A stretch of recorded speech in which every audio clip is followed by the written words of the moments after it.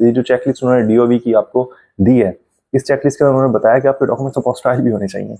तो अगर apostille document, तो फिर वो कॉन्सुलेट वाले सीमिया क्यों कह रहे हैं, मतलब अजीब सी होता है। इसलिए मैंने कहा था कि ये बड़ी रेडिकुलस चीज़ है।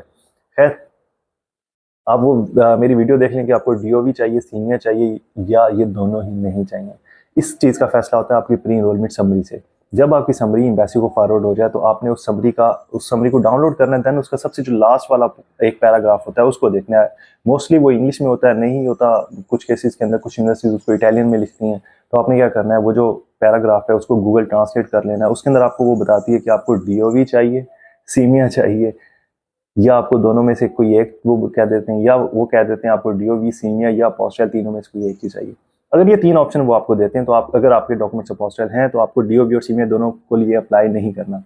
लेकिन अगर वो कहते हैं डीओवी और सीनिया दोनों के अंदर से कोई एक चूज कर लो, मोस्टली यही कहती हैं यूनिवर्सिटी, तो उस केस के अंदर आप या तो सीनिया के लिए जा सकते हो या डीओवी के लिए जा सकते हो। और डीओवी का आपको पता है कि कराची कॉन्सुलेट में अप्लाई कर रहे हो तो वहाँ अप्लाई करोगे, इस्लामाबाद एम्बेसी में कर रहे हो तो वहाँ पर अप्लाई करोगे, और सीमिया के लिए आना है तो सीमिया की अपनी साइट के ऊपर अप्लाई करोगे। लेकिन ये कराची कॉन्सुलेट के केस के अंदर थोड़ा सा वेरी करता है ये प्रोसेस, क्योंकि कराची कॉन्सुलेट पिछले कई सालों के अंदर उन्होंने ये किया था कि वो डीओवी की एप्लीकेशन एक्सेप्ट नहीं कर रहे थे। तो इस सूरत के अंदर, इस सिनेरियो के अंदर, जो बलोचिस्तान या सिंध से जो लोग थे जो स्टडी वीज़ा के लिए अप्लाई करते थे, उनको सीमिया ही उनके लिए ऑप्शन रहता था।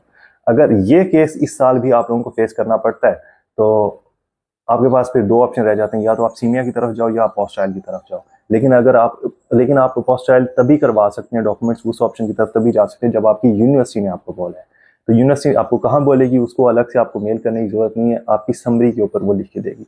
अगर वहाँ अपोस्टाइल है तो आप अपोस्टाइल, अगर नहीं तो आप, और एम्बेसी जो कॉन्सुलेट है कराची को, वो भी डीओवी आपसे उसकी एप्लीकेशन नहीं ले रहा, तो आपके पास फिर तीसरा ऑप्शन सीमिया का ही बचता है। ठीक है।